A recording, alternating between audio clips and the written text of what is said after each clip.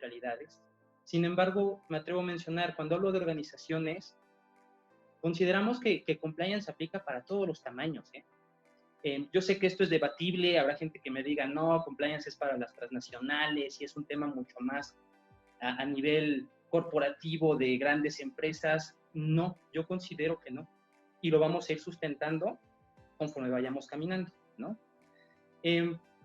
Entonces, conjunto de procedimientos y buenas prácticas adoptados por las organizaciones para identificar y clasificar los riesgos operativos y legales. Ojo acá, entra otra palabra, riesgos.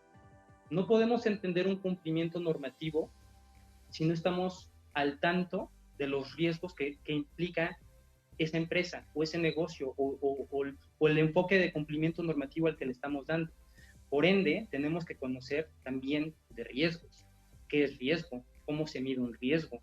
Crear matrices de riesgos. Entonces, aquí empezamos y si se dan cuenta, la misma definición nos va abriendo a que no solo es derecho, no solo es aplicación de normas, no solo es meternos a la empresa, es procedimientos y buenas prácticas adoptados por las organizaciones para identificar y clasificar los riesgos operativos y legales a los que se enfrentan y establecer mecanismos internos. Esto es fundamental, mecanismos internos. El tema de compliance va muy de la mano con que la propia empresa busque cumplir, y eso es todavía con mucho mayor razón en México.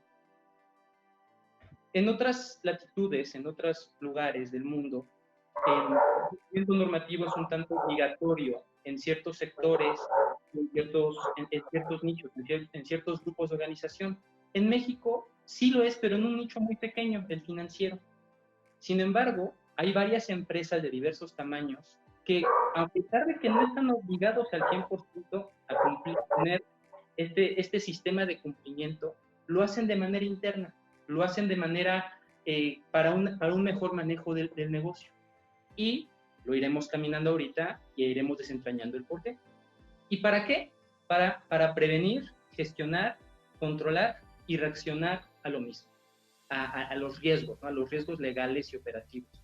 Y esto es un tema muy interesante porque el compliance vamos a verlo o vamos a comprenderlo en un ciclo, vamos estableciéndolo y lo vamos midiendo circularmente, lo cual es muy bonito y ahorita lo vamos a platicar.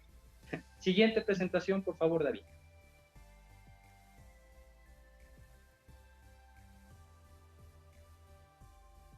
A ver, poquito de antecedentes, no con tanto tema. Ya lo platicamos el asunto. Compliance no lo puedes entender si no es en una organización, en una empresa. Pero sí hay un punto. Surgió en las grandes, el problema surge en las grandes empresas y lo platicamos. Esto no es una clase de economía ni pretende serlo, pero vayamos un poquito a tema económico, ¿no? Cuando entramos en la época capitalista al 100% en la era económica, hay empresas que empiezan a crecer, hay empresas que empiezan a desarrollarse con tamaños interesantes. Y también es momento de regular ciertos estándares. El antecedente más antiguo que encontré, y ojo, no por esto quiere decir que es la investigación más definitiva y acabada de compliance, pero al menos es lo que encontramos. Lo encontramos a principios del siglo XX con la creación de las agencias públicas de seguridad en Estados Unidos. Ejemplo, medicamentos y alimentos con la Food and Drug Administration. Aquí nos damos cuenta que es un primer enfoque de buscar regular un sector importante que es temas de farmacéuticos y temas de alimentación. Hay un sector más establecido de la doctrina y de los análisis de compliance que establecen un antecedente importante, aunque no quiere decir que esa sea la raíz de todo, que lo es el FCPA o, por su traducción en español, la Ley de Prácticas Corruptas en el Extranjero de 1977 en Estados Unidos. Ojo con el enfoque. El FCPA, como su nombre lo dice, Ley de Prácticas Corruptas. El enfoque como tal es qué vamos a hacer para evitar corrupción y corrupción en organizaciones. Y ahí empieza pues hay que cumplir con ciertos estándares, hay que cumplir con un cierto nivel de varios temas. No podemos solo decir lo que es de uno. Hay que cumplir con un estándar de normatividad, hay que cumplir con un estándar de medición de riesgos, hay que cumplir con un estándar de calidad, Hay que cumplir con un estándar obviamente máximo de apego a lo que conocemos en el derecho continental aquí en México como derecho positivo. Hay que cumplir con ello, ¿no? Entonces, aquí el enfoque que se le da desde el 77 en el origen es de prácticas corruptas. Después, en el Inter encontramos en el 85 lo que es COSO. Existe COSO 1 y COSO 2. Esto también es todo un tema, pero COSO va enfocado a temas de control interno y es súper interesante. Es más, les puedo compartir que hay instituciones, sobre todo en el sistema financiero, que aplican COSO 2 como un estándar normal para sus temas de control interno, lo cual es súper interesante. Es otro antecedente que encontramos. Y el siguiente antecedente que podríamos mostrar todavía del siglo pasado está en 1987, con el tema de las pautas federales de sentencia para organizaciones, la FSGO, por sus siglas en inglés. Como se dan cuenta, el común denominador de los antecedentes en los temas de compliance es el derecho anglosajón. Y vaya, yo sé que los europeos también tienen sus estándares de normatividad y sus estándares de compliance, ¿no? Ahorita vamos a ver algunos temas internacionales al respecto, pero compliance sí, y mantuvimos el nombre comercial, el cumplimiento normativo sería la traducción al español, ¿no? Compliance viene del derecho anglosajón, y aquí les pido, compañeros, colegas, abogados, en su mayoría, por lo que sé en cuanto a los inscritos, que no nos demos golpes de pecho. No quiere decir que estemos haciendo un copy-paste de lo que han hecho los norteamericanos, no va por ahí. Yo creo que como país hemos en muchas ocasiones tomado pedacitos de otros sistemas jurídicos y los hemos tropicalizado a México. Y esta no es la excepción. Y para muestra un botón, ¿no? Pues ahí tenemos al sistema acusatorio. Yo recuerdo cuando estábamos en el 2008, que hablábamos del sistema acusatorio, decíamos, no, eso va a ser o no va a ser, y es una copia, y es que eso no funcionará en México, los juicios orales nunca van a funcionar. Bueno, ya estamos en el 2020 y es una realidad. Tan es una realidad que hoy en la mañana, como muchos de ustedes lo saben, un personaje muy conocido como es Emilio Lozoya, se llevó a cabo una audiencia de vinculación a proceso en su contra. Entonces, ahí está, es una realidad. Aquí nos atrevemos a hablar, a pensar y a exponer que compliance llegó para quedarse, y si bien lo seguiremos tropicalizando y haciendo nuestro en el sistema jurídico, considero que le daremos ciertos enfoques de derecho positivo que se irán adaptando a nuestra forma de trabajo y ciertas obligatoriedades. Pero hablemos del hoy. El hoy aún no hay como tal un código de compliance. Nos encantaría encontrar muy a la mexicana, ¿no? Un código de cumplimiento normativo y un código de procedimientos en cumplimiento normativo, ¿no? Y ahí está la información. No es así. Hoy no es así, pero existe. Tan existe, y es un tema que se va a dar en la próxima sesión, de responsabilidad penal de la persona jurídica, y por eso damos primero compliance, porque el tema de compliance y el tema de controles es un tema fundamental para lo que sigue, que es responsabilidad penal de personas jurídicas en el 421 del Código Nacional, y eso se dará el jueves. Bueno, siguiente diapositiva, por favor. A ver, aquí vamos viendo un tanto de elementos y vamos a buscarlo explicar y buscar ir aterrizando lo que saben y platicando. Ojo, no lo negamos. Tema de compliance en un inicio es abstracto. Tema de compliance en un inicio es a veces un poquito confuso, es un tanto como de qué estamos hablando, y con toda confianza, las dudas que vayan teniendo, por básicas o de la complejidad que ustedes gusten, váyanlas compartiendo y podremos irlas platicando. Bueno, elementos de un compliance program. Un examen diagnóstico de la organización. Ok, es fundamental este examen diagnóstico y no hay una sola manera de hacerlo. Pero si no conoces el negocio al cual tú buscas implementar un programa de cumplimiento, va a ser imposible. Me adelanto un poquito a otro mito, que más al paradito lo vamos a ver. Es que, pues, eres un oficial de cumplimiento, tengo machotes de una empresa que está por allá, voy a traer esos machotes aquí, unos cuantos cuestionamientos y ya tengo un programa de cumplimiento. No va por ahí. Primero es un diagnóstico para conocer a la organización, conocer cómo funciona ese negocio. Y cada negocio es diferente, como obviamente lo sabemos. Y habrá negocios pequeños, habrá negocios medianos, hay transnacionales, ¿no? ¿A poco un tema de diagnóstico en una organización? Imagínate nada más un cibercafé en el cual caben 10 personas. Imagínatelo también, por favor, en un tema de contexto antes de la pandemia.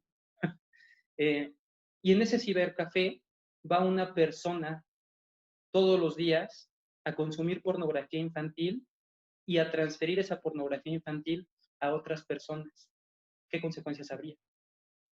Ojo, y ay, ¿a poco eso es un programa de cumplimiento? Bueno, hay que ver, hay que ver qué se pudo haber prevenido, qué se pudo haber hecho antes de que hubiera tal circunstancia para entrarle al tema. Ya cuando subimos un tanto de nivel en cuanto a los diagnósticos dependiendo la organización, pues imagínate el análisis en una constructora, el análisis en una empresa de servicios de arquitectura o de diseño de interiores, el análisis en un centro médico, hoy muy necesario, y ahorita platicamos al respecto, pero hoy por hoy los centros médicos es un área importantísima que tengan diagnósticos de compliance para cumplir con la NOM 030 y la NOM 035. Entonces, hay temas, ¿eh? Bueno, primero conocer, ¿no? Diagnosticar dónde estamos, de qué empresa es, cuántas personas son, qué giro, es una actividad vulnerable o no, conocer de qué nos trata, de qué trata. Luego, diagnóstico de riesgos. Esto es importantísimo. El tema de riesgos, como tal, sería incluso tema de toda una sesión o de 2, 3 sesiones enfocados solo en riesgos. Pero sin afán de profundizar en tema de riesgo, que no es el objetivo de esta sesión hoy, un riesgo podemos establecerlo como la probabilidad de que un evento negativo se lleve a cabo. Y esa probabilidad es lo importante que conozcamos, que midamos y que identifiquemos en esa organización. Un riesgo lleva implícito un tema de perjuicio. No hay riesgos positivos, los riesgos son negativos. De tal suerte que es importante identificar y medir riesgos, así sean pequeños. Regresando incluso a este cibercafé, nunca se dieron cuenta que pudieran haber tenido el riesgo de que desde sus instalaciones se consumiera y repartiera pornografía infantil. Es un ejemplo, ¿no? Bueno, después de ahí viene una creación de una matriz de riesgos, con valores, con elementos que se tienen que ir aterrizando dependiendo cada circunstancia, para ir midiendo de cómo está esa organización y cómo poder prevenir los temas de riesgos a los cuales está expuesta dicha organización. Luego viene una parte muy interesante, que ya que tienes un diagnóstico, vamos a empezar a trabajar en documentos. ¿Qué documentos? Protocolos, manuales y documentación del programa de cumplimiento. Y aquí hago un poquito el símil con lo que nosotros como abogados estamos muy acostumbrados. Es crear la ley, ¿no? Es crear la regulación interna, es crear el estándar al cual se va a obligar dicha organización. Esto es muy importante porque esta documentación, esto que ha quedado plasmado por escrito, es el alma de la empresa en cuanto a cómo funciona para, para el entorno, para terceros, para hacer negocio, para no hacer negocio, para hacer un producto, para dar un servicio. Son estándares. Y aquí un poquito hago un paréntesis. En este tema hay muchas otras pequeñas vertientes que salen de la creación de estos protocolos. Hay estándares internacionales como la 19600, la ISO 19600, que nos ayuda a bajar un protocolo, ¿no? Están también las normas oficiales mexicanas, y las normas mexicanas que dan estándares para ciertos negocios, lo decía hace un momento. Ahí tenemos a la 030. La 030 en temas de seguridad e higiene, NOM 030 en temas de seguridad e higiene, es tan importante para una empresa que se dedica a un sector de salud como para otra que se dedica a un tema financiero. Y se los decimos con uso de razón. Hemos conocido, se han acercado a la asociación algunas empresas de estos nichos para decir, oye, ¿cómo implemento una NOM 030? Es parte de cumplimiento normativo. Luego, recapitulando un poquito, ya que tenemos un diagnóstico, ya que conocemos riesgos, ya que hemos hecho una matriz de riesgos, ya que hemos establecido protocolos, manuales y documentación, es importante un tema: capacitar. Capacitar al personal. Y aquí hay un tema fundamental. esta capacitación, este entendimiento con la empresa, no lo podemos tener si no es desde arriba hacia abajo. ¿Me explico? Tú puedes ser el abogado de empresa, puedes ser ahorita un estudiante, un recién egresado, un litigante, un tema. Tarde o temprano, y te acordarás de mí, tarde o temprano te va a llegar un tema que se relacione con compliance de manera directa o indirecta. Y te vas a emocionar, ¿no? Y vas a decir, ah, sí, yo tomé hace mucho tiempo un curso, un taller con voz jurídica y tengo ahí unos elementos para hacerlo, etcétera. Muy bien. Cuando llega el momento de platicarlo con la organización involucrada, no te sorprendas si te topas con directores generales o con personas a nivel gerencial, así sea una estructura de 10 personas, no tampoco tiene que ser una super empresa, que te digan, ah, pero ¿para qué? No creo, es que no, como que no, ¿para qué lo necesitamos? Es que no, aquí no. Y ahí está, y ahí vas a topar con pared. Si desde arriba no hay una concientización de estos temas, de la necesidad y los beneficios, en un momento más vamos a platicar de beneficios, para tener programas de cumplimiento en una empresa, no va a funcionar. Desde ahí, descartado, entonces, pues esa empresa en su momento se tendrá que enfrentar a situaciones jurídicas que cuando voltee la cara va a decir, ah, esto lo pude haber prevenido, no lo previne, ahora me sale mucho más caro el tema. Bueno, tema de la capacitación. Luego el Compliance Officer. Ojo, estos de elementos de Compliance Program los metimos como un tema genérico, pero en pocos lugares se requiere un oficial de cumplimiento y lo digo con todas sus letras. En el sector que por ley hoy en México sí se requiere un oficial de cumplimiento y para temas de prevención de lavado de dinero y financiamiento al terrorismo, un oficial de cumplimiento certificado en PLD diagonal FT, así lo vas a encontrar, es solo en el sistema financiero. Ahí sí se requiere un oficial de cumplimiento enfocado en esa materia al 100%. Distinto a otras latitudes en donde te plantean que requieres un oficial de cumplimiento en tu empresa, por ejemplo, para prevenir y tener programas contra delitos en general, en México todavía eso no existe. Entonces, hoy por hoy apenas vamos caminando hacia allá, pero yo te aseguro que en el corto mediano plazo van a haber otros sectores que van a requerir oficiales de cumplimiento obligatoriamente. Y me adelanto un poco a lo que te estoy comentando. Igual, la próxima semana, el próximo martes, habrá sesión, sí, el próximo martes habrá sesión de introducción a la prevención del lavado de dinero. Y ahí se platicará el tema y hablaremos de las actividades vulnerables y cómo éstas podrían estar sujetas en un futuro cercano a la necesidad de oficiales de cumplimiento. Entonces, lo agregamos como elemento de un compliance program, pero hoy por hoy, te lo digo, no es obligatorio en la mayoría de los sectores de negocio. Luego, se requiere una evaluación y supervisión. Ok, si como tal no es un compliance, un oficial de cumplimiento que haga estas evaluaciones y supervisiones, sí podríamos tener personal a cargo, el área administrativa, el área jurídica, el área de dirección general que esté dando esta evaluación y supervisión. Y aquí vamos a entrar un poquito en debate, porque habrá personas que me digan, no, es que el oficial de cumplimiento, el área de compliance tiene que ser completamente independiente, ajena al negocio y tiene que reportarle directamente a los accionistas. Perfecto, y sí, lo compro y te lo creo, pero en una empresa más grande, en una estructura más grande. En estructuras más pequeñas no lo vas a poder lograr. Son tan pequeñas, las estructuras pequeñas comparten funciones y es natural. En un negocio pequeño, en muchas ocasiones, el que hace la administración también hace la contabilidad, ¿no? El que hace temas jurídicos es representante para todo, para todos los efectos, en todo, y es el todólogo, es el civilista, mercantilista, laboralista, penalista, ¿no? Entonces, no le puedes exigir mucha independencia a un área de compliance en una estructura pequeña o mediana. Es un tema también. Pero bueno, se requiere una evaluación y supervisión sobre el tema. Aquí abrimos otro escenario que es canal de denuncias. A ver, ¿qué es esto de canal de denuncias? El canal de denuncias se conoce en el derecho anglosajón como whistleblowers. Es un canal para soplones, así se manejaba. En México le pusimos más bonito, canal de denuncias. Esto es, De manera interna, cuando la empresa tiene el negocio, tiene en claramente los valores, la ética y el cómo se conduce el negocio, es importante tener un canal que permita que internamente, si ves algo que no está bien, puedas reportarlo, ¿no? Eh, y esto también, ojo, existe obligatoriamente en el sistema financiero.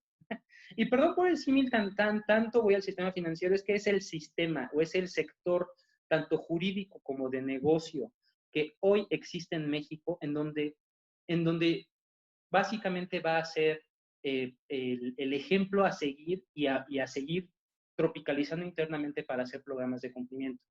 Repito entonces, un canal de denuncias que permita internamente, si algo no está bien o no se está cumpliendo con algo, denunciarlo anónimamente y de manera segura para la persona que lo haga. También es un tanto de repente romántico y utópico este tema. Luego existen esquemas de sanción y premiación, esto a nivel interno del negocio, y una constante actualización, constante actualización. Es algo que les quiero compartir como abogado y a título personal. Hace años fui litigante, ¿no? Y, y el camino nos llevó hacia acá, pero en el litigio, pues, los que son litigantes, los que están en tribunal, los que están allá afuera, pues me sabrán entender que es constantemente leer la ley sustantiva, la ley adjetiva, checar la jurisprudencia, ¿no? Pero también llega un momento en el que se cicla un poquito. Lo entenderán mejor los ministerios públicos o fiscales que nos acompañan, en donde casi casi ya es de trámite, ¿no? La audiencia inicial, vinculación a formulación de imputación, vinculación al proceso, medio cautelar, plazo para cierre de investigación, etapa intermedia, juicio oral, es una letanía, ¿no? Y ahí nos vamos, con sus bemoles, con sus cosas, pero es el mismo caminito. Aquí el tema de compliance hoy en día es muy amplio y es un reto, y se los comparto y así lo dije a título personal. Esto es un reto en todos los sentidos y es algo que por eso me ha gustado mucho. Porque no dejas de aprender, no dejas de entrarle a un tema y esa ley te lleva a una disposición general y esa disposición general te lleva a un reglamento y ese reglamento te lleva a una norma oficial y esa norma oficial te lleva a una ISO y ahora baja toda la información para aplicarlo, ¿no? Al tema particular. Entonces, no se acaba. El tema de cumplimiento normativo es tan amplio, como lo veremos ahorita en un momento, en las áreas en las cuales se implementa, que no acaba, ¿no? Bueno, siguiente diapositiva, por favor. Ok.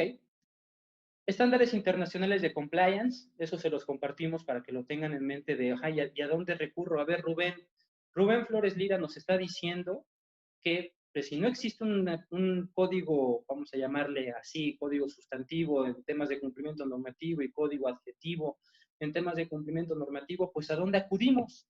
Bueno, el estándar por excelencia es la ISO 19600, titulada Compliance Management Systems. Va también enfocada a temas de materia penal y responsabilidad penal de la persona jurídica, pero al ser un estándar internacional nos permite tener parámetros de cómo implementar programas de cumplimiento. Ahí podemos acudir. Se complementa también con la ISO 37001, que es la Anti-Bribery Management Systems, en temas de anticorrupción.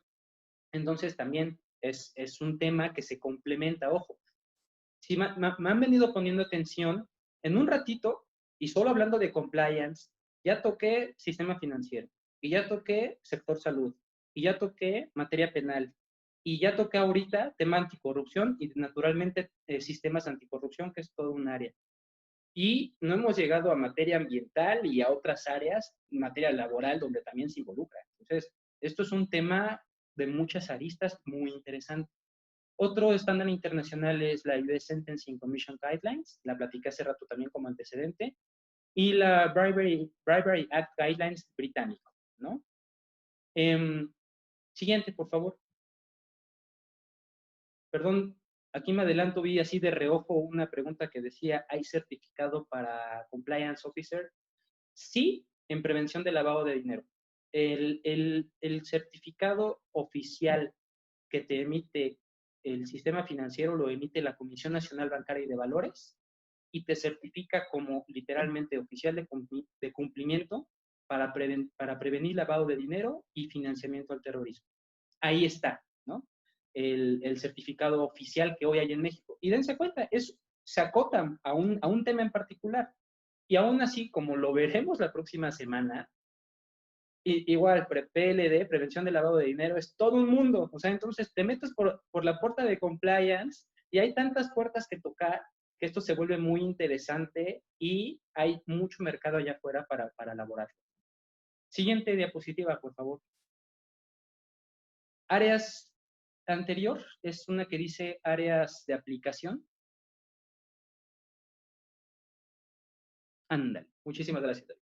Áreas de aplicación de un programa de compliance en México, ¿ok? Ahí está, prevención de delitos y responsabilidad penal de la persona jurídica, la prevención del lavado de dinero, el tema anticorrupción, prevención de conductas anticompetitivas, también todo un tema, el tema de leyes anticompetencia a nivel negocios, el tema de protección de datos personales, de protección de datos personales también es de manera natural un tema de cumplimiento normativo y prevención. Gobierno corporativo, wow, esto es también otro tema muy interesante. El tema de cumplimiento normativo le da fuerza a un gobierno corporativo en la empresa.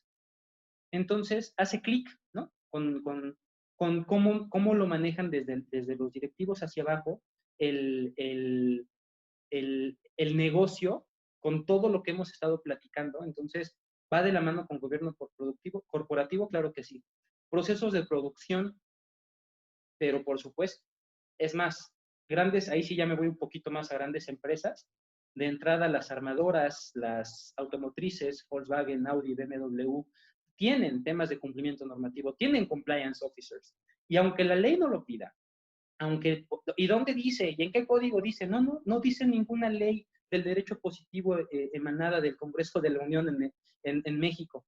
Está en su normatividad interna, está en sus programas de cumplimiento normativo interno, están en la normatividad que tiene desde Alemania, hablando en el caso concreto, por ejemplo, de Volkswagen, donde están obligados a tener programas de cumplimiento.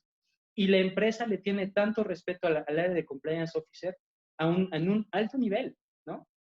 Que ojo, también, digo, ahí podríamos empezar un poquito a hablar de, pero también hubieron ciertos temas del por qué fallaron, y hablando de Volkswagen, por qué fallaron en el 2015 con el tema del diésel a nivel global, ¿no? Entonces, hay un error de temas de compliance, hay un error en temas de gobierno corporativo, y eso, en un efecto dominó, trajo un problema a nivel global para la empresa, nada más de ese tamaño.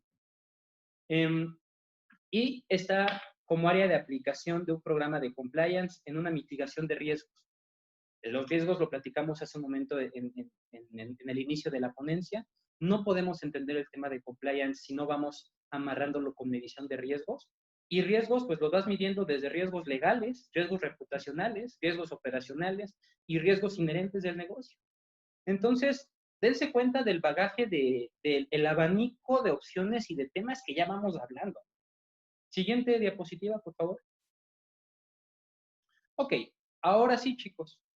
Nos atrevimos a dar esta pequeña introducción en temas de compliance para llegar a los mitos y realidades, ¿no? Y platicar un poco sobre estos temas, sin afán de decir aquí tenemos la última palabra, porque no es así. Abonamos a la conversación y compartimos nuestro punto de vista al respecto. Primera, mitos y realidades. Mi empresa cuenta con un compliance program y por eso no me pueden acusar de un delito. Falso. No va por ahí. El que tengas un compliance program, y me adelanto un poquito a lo que veremos el jueves, podría ser un excluyente, podría ser un mitigante, pero que por eso ya no te puedan acusar de un delito. O más allá, hay otras empresas que dicen, es que ya en mi empresa, o te lo pongo al revés, hay gente que vende programas de cumplimiento y te dicen, es que con esto ya no va a haber delitos en tu empresa. No puedes hacerlo de esa manera. Eso no es cierto. Pueden cometerse delitos en esa empresa. Hay empresas que lamentablemente, no sé, en el seno de su negocio, imagínate que se suicida y hay una inducción al suicidio de otra persona. Se cometió un delito. Es más, también raspando un poquito en lo que viene la próxima semana, hay un catálogo de delitos que pueden cometer las personas jurídicas. Entonces, es todo un tema, ¿eh? Entonces, consideramos que no, mi empresa cuenta con un compliance program y por eso me pueden acusar de un delito. No, pero no, sí te pueden acusar y no por tener un compliance program, ya por eso ya ya no pasa nada en tu empresa. Siguiente, compliance solo es para las grandes compañías. No. Ojo, si bien es cierto que lo vamos a encontrar de manera más natural en empresas a nivel nacional o transnacionales, y hoy me atrevo a decir que no va a haber empresa allá afuera que no tenga el mínimo cumplimiento normativo que sea una nacional o transnacional, consideramos que esto va bajando hacia nichos como las pymes o incluso pequeñas empresas. Y me atrevo a hablar un poquito. ¿Por qué? Los que están un poco familiarizados con temas de prevención del lavado de dinero estarán de acuerdo conmigo que el artículo 17 de la ley FEPIORPI, Ley Federal para Prevenir e Identificar Operaciones con Recursos de Procedencia Ilícita, establece un catálogo de actividades vulnerables. Digamos, vámonos rápido. ¿No creen que cualquiera de esas actividades vulnerables está sujeta a un programa de cumplimiento normativo para precisamente evitar el lavado de dinero en su negocio? Consideramos que sí lo es. Entonces, oye, actividades vulnerables, no me lo sé de memoria, pero vayamos a un tema de constructoras, un tema de venta de arte, un tema de joyería, un tema de blindaje, un tema de venta de autos. Es más, fedatarios son actividades vulnerables. Nosotros como abogados somos como actividad vulnerable en algunos supuestos. Ojo, deberíamos de conocer de temas de cumplimiento normativo para prevenir temas de prevención, para estar en prevención de lavado de dinero. La respuesta es sí. Entonces, este tema de compliance solo es para las grandes compañías. No, consideramos que no. Puede aplicar en otros negocios también. Siguiente mito. Yo no necesito un compliance program porque en mi empresa somos pocos y no cometemos errores. Falso. A ver, vayamos saliendo un poquito de la materia penal. Efectivamente, pensemos que son pocos, somos 6 personas en este negocio, no cometemos errores porque todos tenemos una capacidad impresionante de trabajar y nos llevamos muy bien y es pequeño el negocio casi familiar, ¿no? Pero un compliance program te va a ayudar a sumarle a tu gobierno corporativo y te va a ayudar a tener credibilidad con otras empresas. Entonces, lo haces todo muy bien, pero no está establecido en manuales, no está establecido en procedimientos, no está estandarizado el cómo haces las cosas, no funciona. Y aquí ya es un tema completamente personal, yéndome un tema a los abogados. ¿Ustedes creen que como abogados en los que cuentan con un despacho jurídico propio o una firma de abogados no requiere un tema de cumplimiento normativo? ¿No hay con quién vamos a trabajar? Vaya, lo entiendo y no critico, créanme, pero también es muy fácil que por sacar el asunto, por tener el asunto, agarras lo que sea y vámonos. Pero en el camino puedes agarrar temas de narcotráfico, puedes agarrar temas que te metan en problemas con otras personas, puedes agarrar temas que manchen tu reputación, de entrada. Segundo, suponiendo que te da igual y tu estándar es ese, no pasa nada. Aquí lo que llega lo tomamos. Ok, ¿cómo haces las cosas? ¿Cómo abordas al cliente? ¿Cómo ofreces tus servicios? ¿Cuál es tu estándar de precios? O al sapo la pedrada, ¿no? O sea, como lo ves, pues este sí me puede pagar.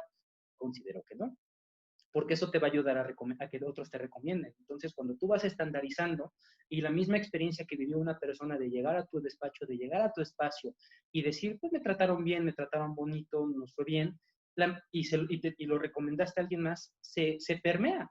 Es un estándar. Oye, Rubén, es que eso no es compliance, es que es un tema de estandarizar y normativizar tu negocio. Entonces, entras en una rayita de cumplimiento normativo. Ya no hablemos si haces una actividad vulnerable. El compliance program es obligatorio en todas las empresas. No lo es. Es una buena práctica. Es una sana práctica. Es un qué bueno que lo tienes. Y regreso al sector en donde sí lo es. Yo creo que ya sabes la respuesta, ¿no? En el sector en donde sí es obligatorio es en el sistema financiero. Y ojo, si se dan cuenta, desde hace rato vengo manejando sistema financiero. No hablo de bancos. O sea, el sistema bancario es un pedacito del sistema financiero que es mucho más amplio. Entonces, efectivamente es obligatorio en bancos, pero también es obligatorio en SOFOMES, también es obligatorio en casas de bolsa, también es obligatorio en transmisores de dinero, también es obligatorio en un tema que también vamos a dar la próxima semana, FinTech. ¿no? Esta conjunción de finanzas y tecnología, ahí sí es obligatorio un oficial de cumplimiento y un compliance program. Y no importa si eres una fintech de 5 personas o eres una fintech multinacional de 5,000 personas, debes de tenerlo. Entonces, ojo, o sea, es obligatorio para ese sector. Para otros sectores, hoy no es obligatorio, pero les ayudaría muchísimo para mejorar lo que hemos venido explicando. Gobierno corporativo, cómo relacionarte con otras empresas, tener controles para evitar temas de responsabilidad penal de la persona jurídica, y de esa manera nos atrevemos a decir que no es obligatorio para todos. Cualquiera puede diseñar e implementar un modelo de compliance. Fíjense que esto es muy interesante y aquí, si le pego un poco a los egos, también ofrezco una disculpa por adelantado. Hemos visto que allá afuera el tema de compliance ha sido muy tomado por áreas de contabilidad, por áreas de administración, y consideramos que un perfil idóneo es ni siquiera el jurídico, porque tampoco es que esto es de abogados y esto solo nosotros lo sabemos hacer. No, no es cierto. El perfil idóneo para implementar un programa de cumplimiento es que conozcas a la empresa. Si no conoces a la empresa, entonces aquí te pido que me sigas en este escenario. Eres un externo, ¿no? Ofreces este servicio de implementar el programa. Así comencé, debes de conocer primero el negocio, ¿no? Pero no por ello vas a ser tú un experto. Debes de tener el ojo clínico para identificar quién en la empresa conoce más el negocio. Y no siempre es el director general, es más, en pocas ocasiones es el director general. Muchas ocasiones es don Juan, que lleva 25 años en la empresa, doña Petra, que lleva 10 años en el negocio, o la administradora que estuvo aquí desde que nació el negocio y sabe de contabilidad, de derecho, de administración, de marketing, de diseño, de todo, y ella sabe del negocio. Ese es el perfil para implementar un programa de cumplimiento y ayudarte a trabajarlo. Entonces, no cualquiera, y no por esto es un tema elitista o es un tema de las altas esferas para ciertas personas. No, no, no, no va enfocado en ese sector. Estoy hablando que no está encaminado a una sola profesión, sino a aquel que conozca la empresa. Eso es algo fundamental. El compliance es fácil y con formatos puedo hacerlo. Bueno, los que nos han acompañado y digo, muy puntualmente muchos nos estaban acompañando desde 10 para las 6. Muchas gracias por su interés y por el gusto de estar con nosotros. Nos honra su presencia. Pero si me han venido escuchando, dense cuenta que esto va mucho más allá de agarrar un formato o 10 o 1000 formatos y llenar información y bajarla y darle la bendición a una persona para que él sea el oficial de cumplimiento. No, no va por ahí. El compliance no es no es fácil, eh, engloba varias áreas y de entrada te lo digo, ejemplo, para ser oficial de cumplimiento en el sistema financiero, debes de tener conocimientos sólidos a nivel internacional, de regulación nacional, pero también de ISO en auditoría y de ISO en medición de riesgos. Ojo con esto, ya nos están metiendo otro sector. ¿A poco yo como abogado voy a saber cómo se hace una auditoría? Pues no te digo que lo sepas, porque me atrevo a decir que en ningún programa del derecho de la República existe la materia de auditoría para abogados como una materia básica en licenciatura, tal vez en especialidades o en doctorado, sí, digo en maestrías, pero no es un tema natural para nosotros y lo debemos de conocer. Entonces, de entrada, para ahí, o sea, el tema de que es sencillo, es fácil, no lo vemos fácil. Sí es complejo, se entrelaza con muchos otros temas, se entrelaza con otras regulaciones. Aquí hay un juego interesante entre lo que la doctrina denomina el hard law y el soft law, ¿no? Y ojo, si alguien tiene duda al respecto, hay tesis de la Corte que sustenta la aplicación de soft law en materia de derechos humanos, muy interesante, la pueden buscar en este instante. Pero ¿qué es hard law y qué es soft law y por qué vas jugando?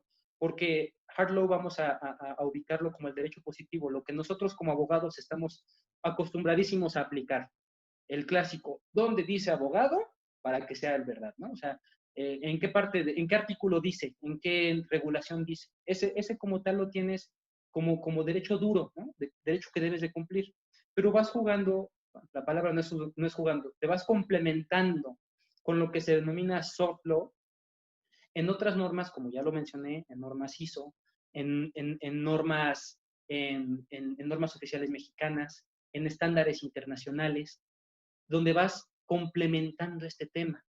¿Dónde se vio claramente que metimos soft law a nuestro derecho sustantivo?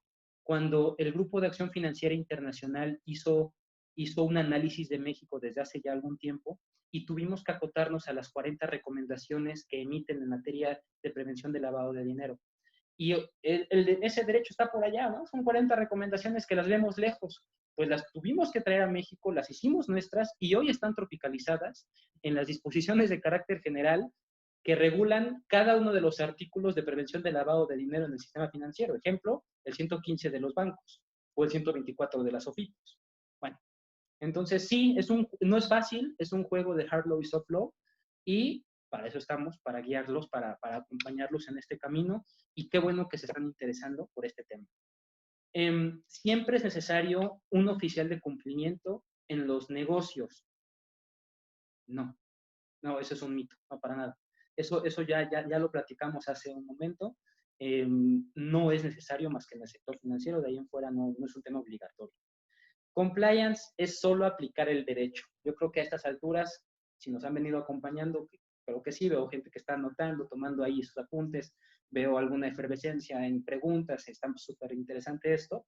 No es solo aplicar el derecho, va más allá.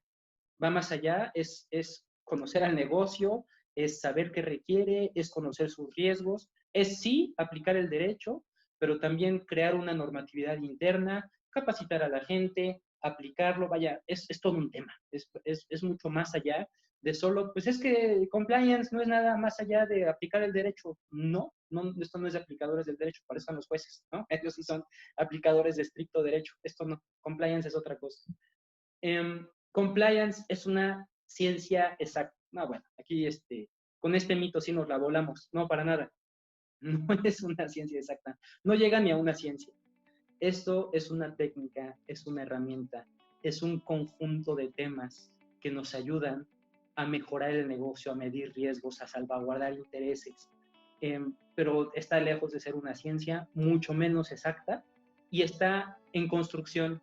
La charla que estamos teniendo hoy, 28 de julio del año 2020, en unos meses o años va a quedar superada porque encontraremos temas de cumplimiento normativo que le van a dar mucho más cuerpo a este tema que hoy estamos hablando.